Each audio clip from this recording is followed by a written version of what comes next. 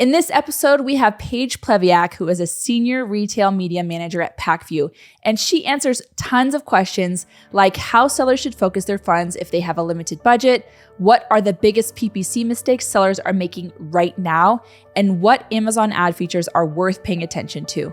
We talk about all of this and more on this week's episode. Hello, everybody, and welcome to the AM/PM podcast. My name is Carrie Miller, and I'll be your host, and this is the show where we discuss all things Amazon, TikTok Shop, and Walmart private label, and how to generate recurring revenue streams 24 hours a day during the AM and the PM, hence the name of the show. Get it? AM/PM podcast. And as a matter of fact, this last weekend, I went to a street fair here in town, and even though I was at the street fair just eating lots of food and having a great time, I was still making money online. How cool is that? Pretty cool, I think. Hello, everyone, and welcome to another Tacos Tuesday. We have a really great topic today, so I'm very excited. We have a special guest, and she is from our sister company, which is PackView. So a lot of you might not know this, but we have Helium 10 and PackView. We're sister companies. And so I'm going to bring Paige on. So hello, Paige. Welcome to Tacos Tuesday. Hi, everyone. Can you tell a little bit about yourself and your background and what you do at PackView? Yeah, so I'm a senior retail media manager here at PackView. So I'm specifically our managed service team. So, brands can use the PackView tool to run their media strategies on Amazon. I specifically work with clients to run their media using our PackView tool. So a bunch of different packages there, but very involved in the actual client management using the PackView tool. Been in the industry for a little over 5 years, I think. So got a lot of experience, worked across a lot of different brands, a lot of different product categories. So I'm excited to bring all that knowledge over the last couple of years to today's questions. Very nice. Yeah, we're very, very excited. One question I think people have a lot is the difference between PackView and Helium 10 when it comes to managing ads. Can you tell us what kind of clients should maybe look into PackView versus Helium 10? PackView, I would say, is for brands with perhaps maybe more complicated, strategies. Maybe, not necessarily always, but larger budgets. You have a lot of campaigns you're managing. Maybe you're a brand with different product categories, and you really need great organization for setting up your campaigns. You want automation involved, using the PackView tool to help make your day-to-day management just a lot easier. We have some fantastic features that just make managing your campaigns a lot more seamless than maybe when you're doing it more manually through other forms. Okay. So I would say, again, brands with maybe kind of a lot of undertaking for their strategy. I would like to just get into some questions. The first question that I have for you, Paige, is what is the biggest PPC, or what are the biggest PPC mistakes that sellers are making right now on Amazon? I think right now something that a lot of people are struggling with is really not having clear goals set for your brand. When you don't have clear goals of what you're trying to achieve, you don't have a strong foundation to your search strategy. And when your foundation is off, you're going to have, a leak in the boat. You're not necessarily moving towards your goals. So a weak foundation can look like, misallocation of your funds across targeting types. Maybe you're spreading your budget way too thin.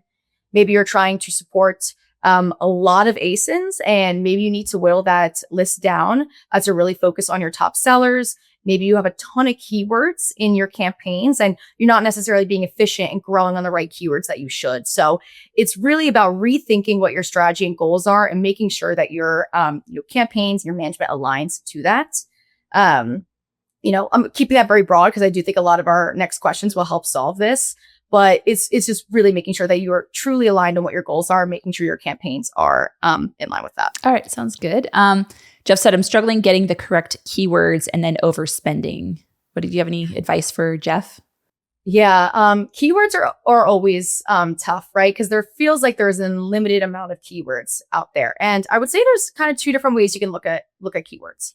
So one, you can have a pretty limited list of keywords in your campaign for your item. Maybe that's only 5 keywords. And on those keywords, you're really focused on getting visibility, clicks, and therefore sales. What's great about having a more limited list of keywords is it helps that flywheel effect kind of come into motion. When you, place an ad on a couple of keywords for your product, over time, the hope is that your product is going to get more sales, get more relevant, and Amazon is going to award you with a higher organic rank on those keywords, right? And that helps that flywheel, come into effect, because the greater your organic rank is, now you're no longer paying for those search and grid placements for obviously your organic placements. So there's more opportunities to capture sales there. And having a tighter list of keywords is going to help, again, really focus your efforts on building organic rank on just a couple of really key priority terms for you. Now, there's other instances or maybe a lot of these top terms, like head terms, are very, very expensive just because other brands in the space. Maybe that's where if you have a very limited budget right now, you want to focus on more long tail keywords. For example, let's say you're selling water bottles. The term water bottle on Amazon, I'm sure, is highly competitive, probably is pretty high CPCs, and you're up against some major brands there. So if you maybe get those keywords, a wider list of keywords that are more along the lines of water bottle with straw pink. You're including a couple of those key defining terms there.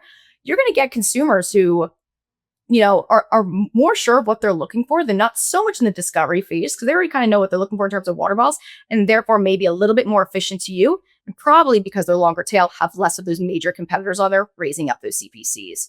So I think in those instances, you can have a kind of a lengthier list of keywords to try to feel out and capture what's going to work for your brand. Yeah, I think that's really good advice to just kind of look for some of those longer tail keywords because they do include water bottles. So you'll still rank, somewhat for water bottle. Yeah. So that's kind of a good strategy, especially if you have a limited budget, because I know there's a lot of big brands that maybe they're selling water bottles and they can come in and like spend $20 a click. But for the smaller sellers, yeah, it's a really good idea to just kind of look at those lower hanging fruit keywords. But then obviously, like you said, the top maybe 5 keywords or so that you really want to rank for, you can, focus on those, even if they're kind of expensive. But I will say, there is some benefit. Let's just say, again, you're bidding on the term water bottle, and maybe from an efficiency standpoint, it's not great. Your ROAS might be a little bit lower. Your CPCs are higher. Just think a person may search water bottle, see your brand, but not necessarily click into the ad. And then when they go and search for pink water bottle, they kind of have that, they might be more likely to click on your brand because they've seen your product before. And there's a bit of that consumer bias to kind of liking to purchase things that we've seen multiple times. Yeah. So that is one, value to getting on some of those more trafficked, highly competitive terms. Yeah. Is just that repetition of getting in front of the consumer. You might not be you might not be getting the credit for showing on that term. You're getting the credit for another keyword, but it kind of goes all into that, again, that flywheel effect again. Yeah. So, and it might be a little bit complicated, but still something to think about. You can't always be just using ROAS and CPC as your baseline because there are some things here that we can't take, we aren't getting data to back up that it's working. Yeah, very good. All right. The next question, if sellers have limited budgets, where should they focus first? Yeah. Again, this goes back to your foundation here. And I feel like there's 3 different things of your foundation. One is keywords, which we kind of just touched on, is making sure that your keyword list is, appropriate for your brand and your budget. I think oftentimes we want to put every single keyword possible into our campaign. Likely having, a list within 5 to 10 keywords is probably the best place to start here. So if you have a crazy keyword list, you might be spending your budget inefficiently and just spreading yourself way too thin. Yeah. The next thing you want to think about is ASIN support. Maybe you only have a handful of SKUs in your catalog that you're promoting. That's totally fine. Focus on those.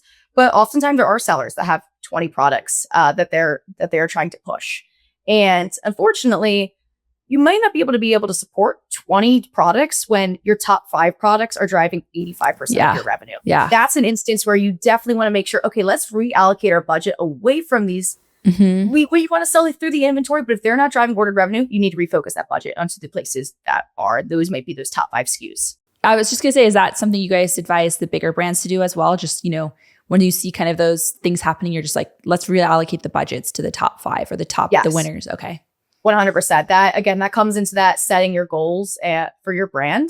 If your goal is driving sales, you're very likely want to put your budget behind your top SKUs. Now, if you have innovation items and you've maybe launched, into new product categories for your brand, maybe your goal is, again, driving that new product category. And that's an instance where, hey, maybe it's not yet a top selling item, but we still need to put money there and push a good amount of our budget there. And that just, again, comes to setting your goals. Is it pushing new innovation? Is it pushing just total sales for your brand? Something else that I think, really comes into play with, helping with SKU management is variations. Variation strategy is super, super important. I'm just going to give an example here. If you are a protein powder brand and you have 10 different flavors, you probably want to support all 10 different flavors, but that's probably not the direction you should be moving. Probably should only support one or two, the top 2 items. And by having variations, you're still going to be able to get a lot of great visibility for those other, flavors that you have, while putting a majority of your budget behind your most efficient SKU, your top selling SKU. And I always, urge people to think of consumer behavior. Think of your own consumer behavior on site, the amount of times that you've clicked on something like protein powder, you just click on the vanilla option because it's the first one you see of that brand. And when you're on the PDP, you see the peanut butter flavor. And you're like, oh, actually, that looks pretty good. I'm going to get the peanut butter. So you don't need to support the peanut butter SKU or any other of these random flavors just to get sales moving behind them. If they are varied with your top product, consumers are going to discover that product regardless. So that is definitely a key tip that I have to figure out a variation strategy that works. So are you saying just pick your hero within the variation and just advertise on that? Like say it is like vanilla protein. You're advertising on all the vanilla protein keywords as well as just the regular protein powder keywords. You're doing all of that with just that one SKU? Or would you say, hey, if we also have chocolate, we're going to do some chocolate keywords and then some, maybe some matcha keywords for our matcha flavor? Like, yeah. Are you just... Ooh, matcha sounds good. I want that flavor. Yeah. Again, it really depends on your budget and what you can afford to support. There's definitely an instance. I feel like chocolate and vanilla in this instance are the 2 most popular flavors. So it definitely makes sense to also support the chocolate there. That's a great instance. But again, there's probably not that much appetite for coffee flavored protein powder. And if you were to use helium-10 to look at the search velocity of these terms, you would figure that out. So again, let's just let the consumers figure out that we have coffee buy on the PDP. We don't necessarily need to support that with search ads. All right. When should sellers use sponsored products versus sponsored brand videos? Yeah, this is a great question.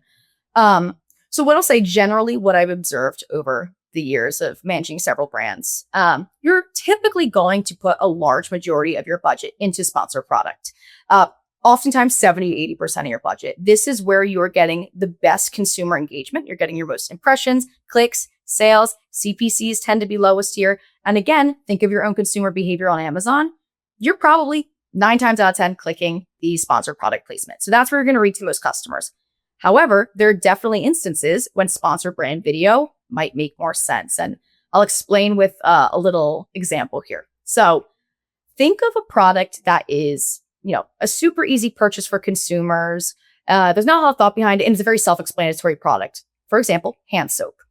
If someone's searching for hand soap in Amazon, through just the description of the products that appear and the little image that appears in search and grid placements, consumers can see that it's lemon scented, that it's a 2-pack, and that it's a pump, right? We don't need a sponsored brand video to explain that to the consumer. Your main priority is just appearing at the top of search. Because on a term like that, consumers are just looking for something that fits their price range and kind of maybe the scent that they want. They're not doing a lot of scrolling and they're not doing a lot of discovery. Now, there's also more, what's the word I'm looking for? More complicated products in very crowded categories. I think a great example of this is a vacuum, right?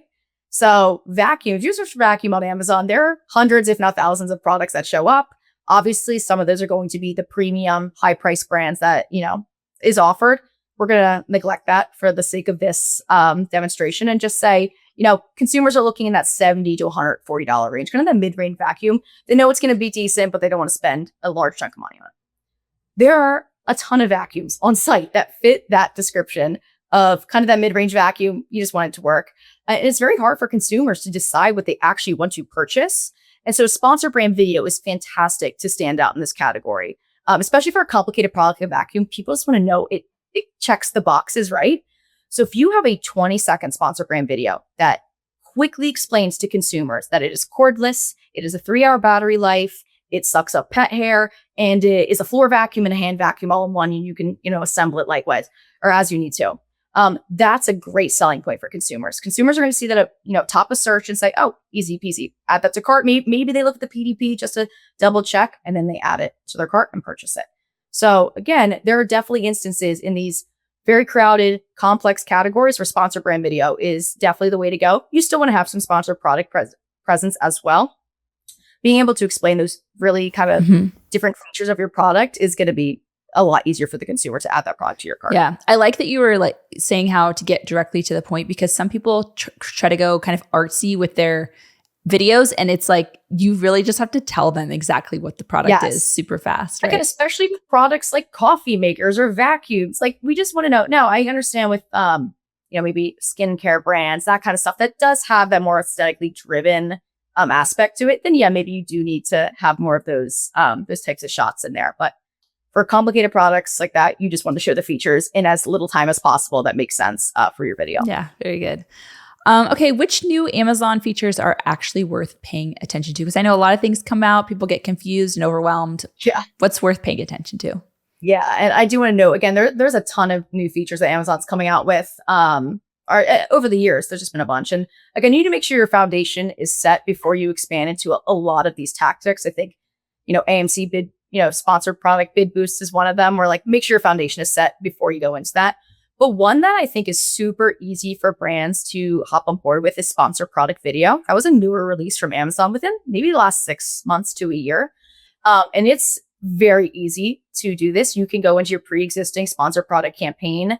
You click on the SKU, and then there's a section to add that video in, and you just upload your video. It almost looks like a sponsored brand video when it appears on site, but actually you'll notice it has I think you can put up to 5 videos, and it allows the consumer to click on each of these videos, and they're usually only 5 to 10 seconds, and you can name them with your features. So again, in the vacuum case, we can name one cordless, and it shows how, in 10 seconds, how this is a cordless vacuum, how you charge it, and how much battery life it has. And then the next feature, and the next feature. So it's, again, very similar to sponsored brand, where there's definitely some use cases where this will be super, super beneficial. What's great about it is you don't have to create an entirely separate campaign. It's built into your sponsored product campaign, and Amazon's algorithm, to my understanding, kind of decides when to put the video out versus a regular search and grid placement. So you're not going to completely go overboard with only investing in this. And what I've seen, the little bit of testing that I've done and what I've heard from colleagues is that it tends to be pretty efficient and is a very low lift for your campaign. So definitely think that's a great area for people to test out. I think something else that is a good feature is Amazon's AI Creative Studio. Personally, I have not done testing with that. However, I think it's a great option for brands or sellers that do not have, obviously, the ability to have their own creative made. They can't do it themselves. They don't have an in-house creative team. A lot of the larger brands are slow to adopt this, rightfully so. They have their own creative teams that know exactly what kind of branding they need in their videos.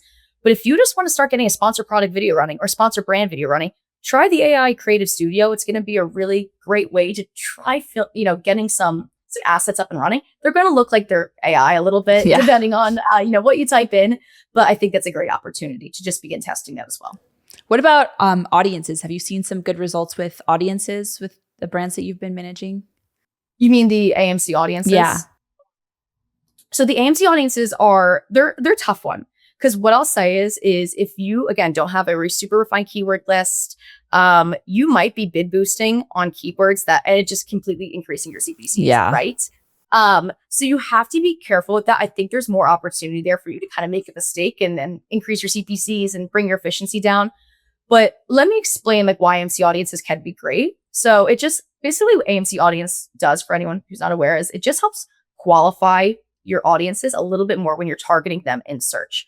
So for example, you can take an audience, let's say it's Prime Day, right? And a lot of people are on site and they're kind of scoping out what brands they might want to buy, what's available.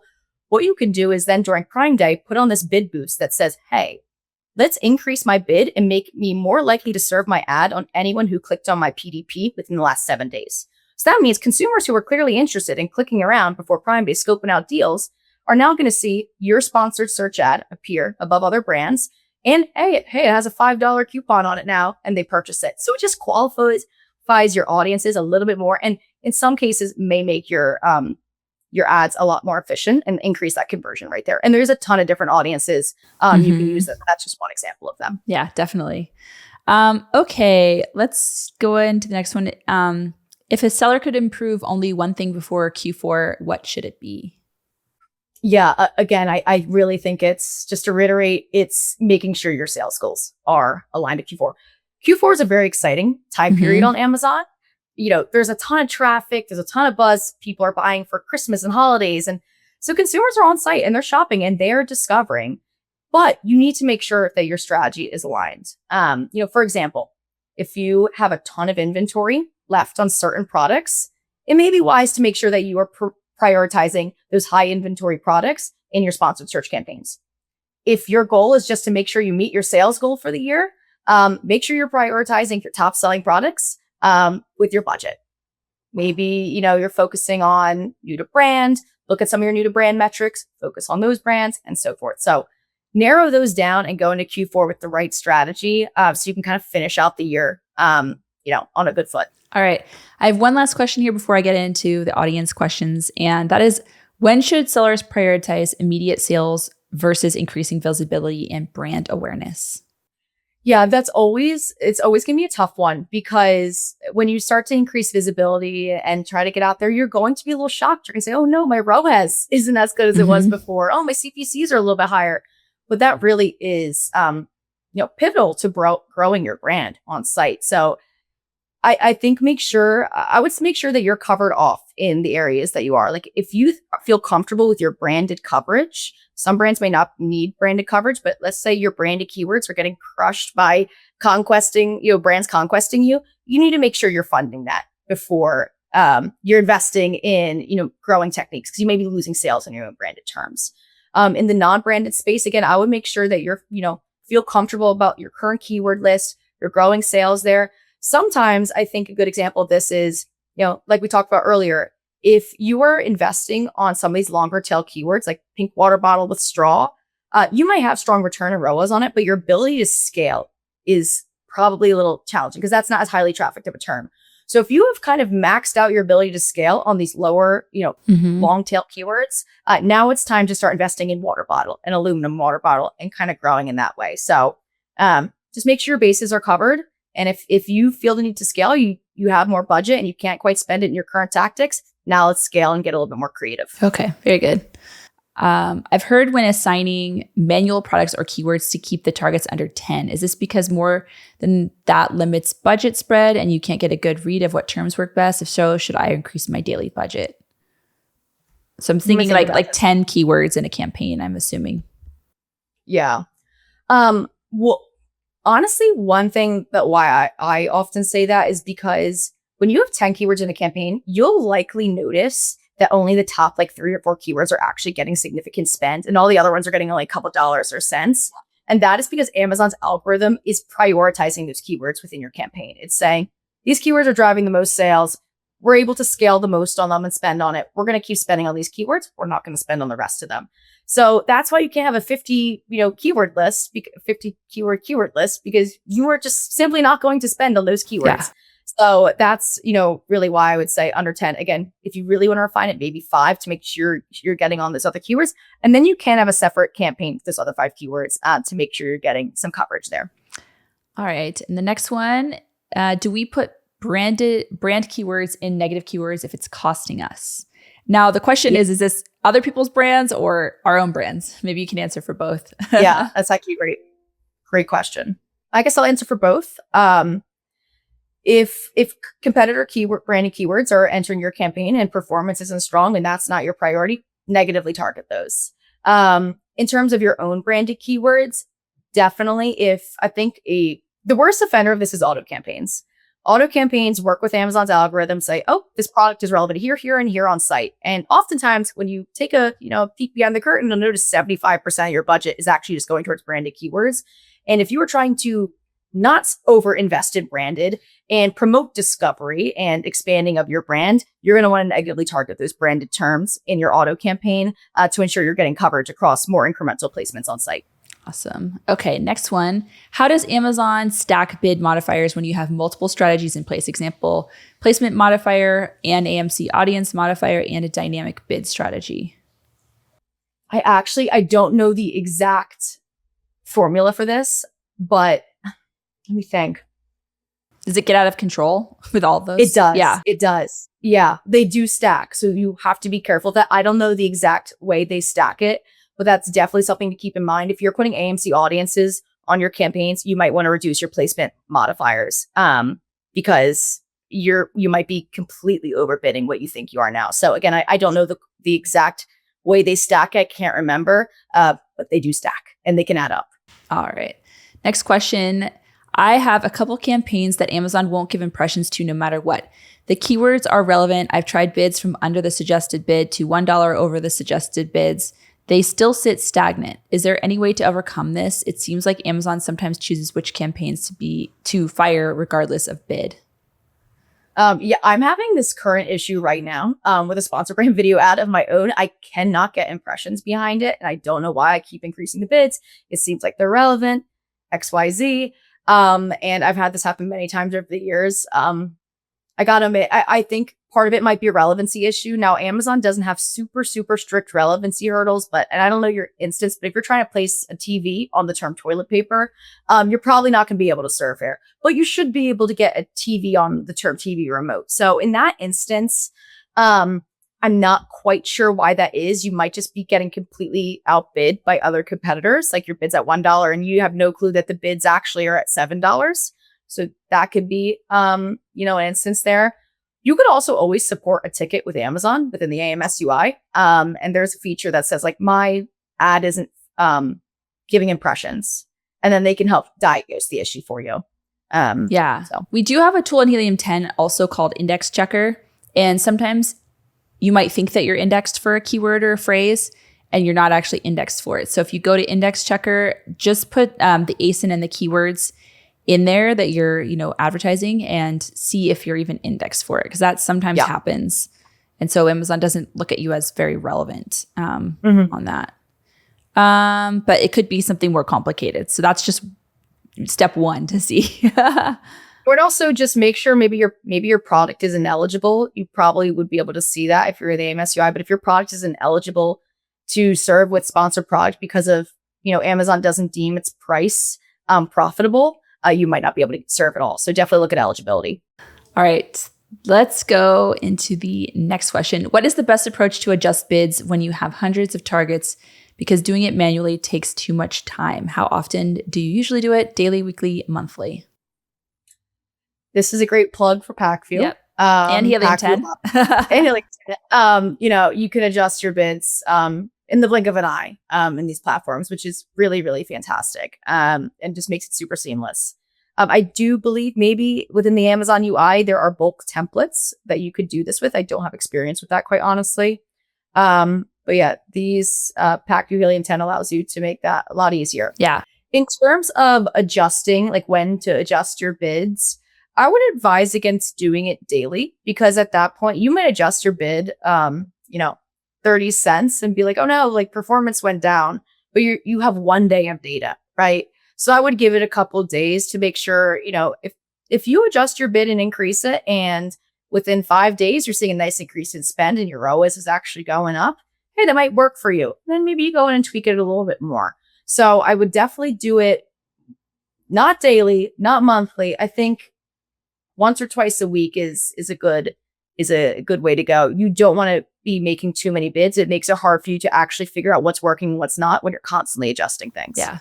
And the cool thing with Helium 10 is you can make bid rules, and think PackView as well. You make bid rules, and so it'll give you suggested bid changes. And so you can just look at those maybe once a week and do it in 15, 30 minutes.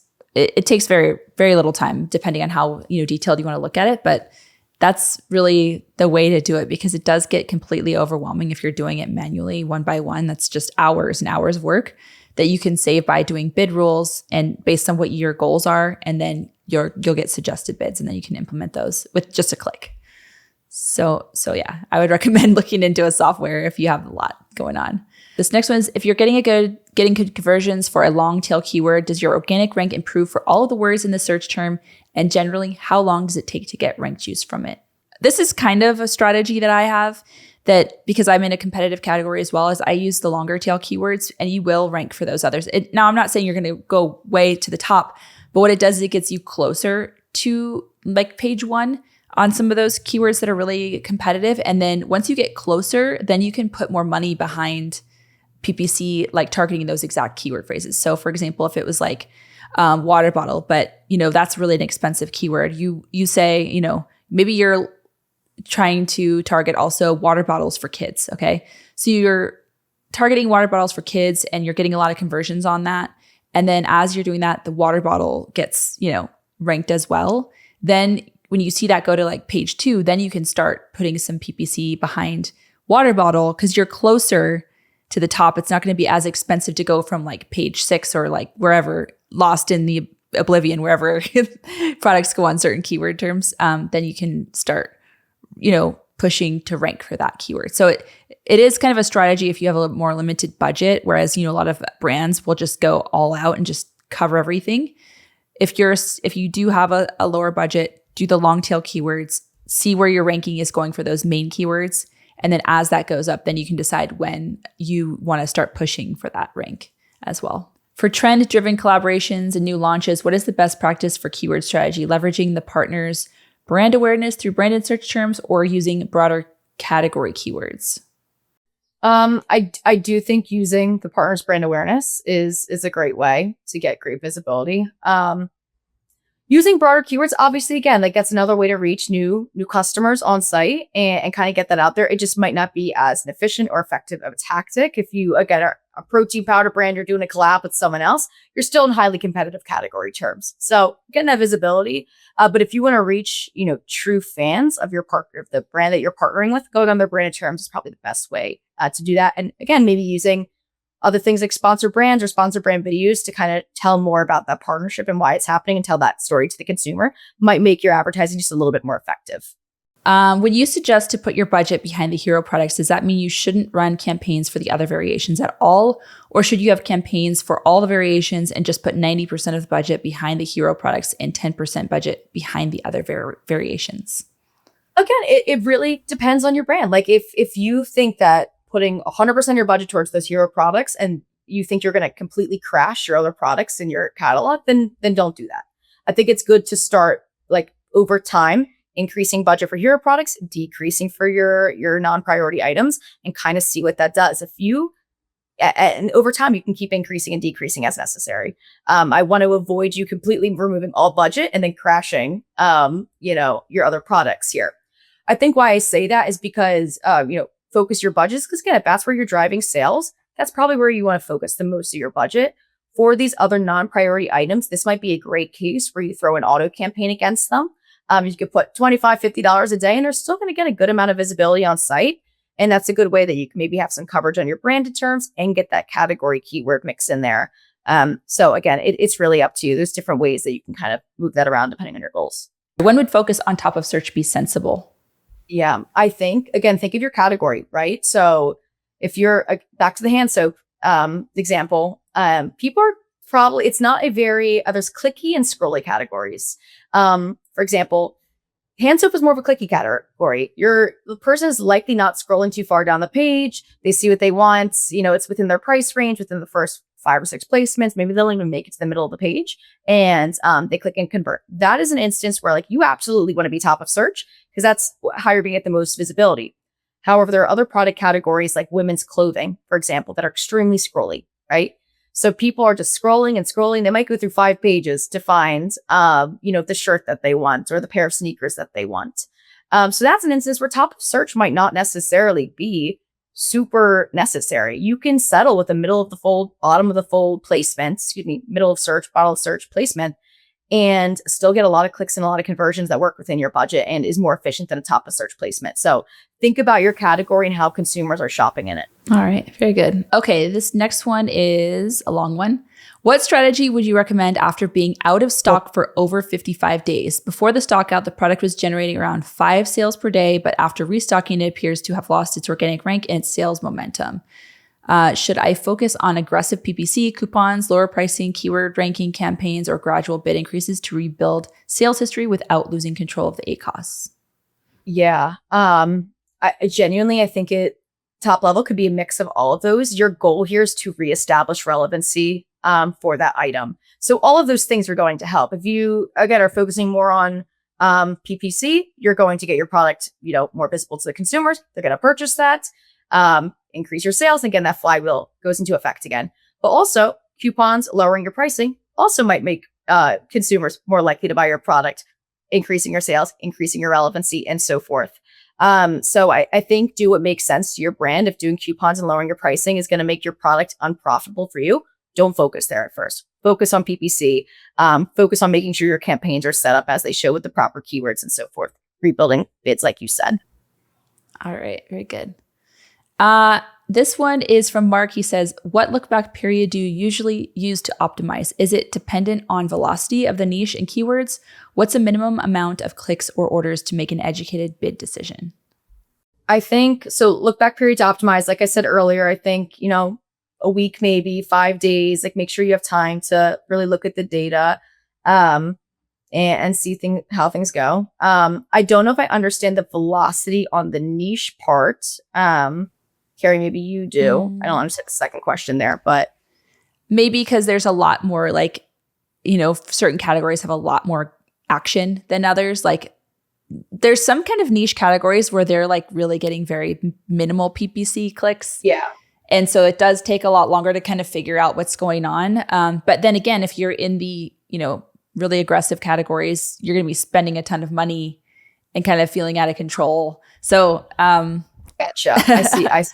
Yeah. Again, I still maybe, even if it was you're getting a lot of clicks and it's a very competitive category, I still would wait maybe 3, 4, 5 days. Like you don't want to make an optimization after 2 days. You need that to settle in. Also keep in mind, attribution is at play, right? So a consumer can add something to your cart and they might not purchase it 5 days later. So you might not get the attribution and for the sale on that keyword till several days later. And by then you might have thought, oh no, like no one's purchased our product. This keyword is horrible. Let me take it out of my campaign and decrease our bid. So keep that in mind. Attribution is 14 days.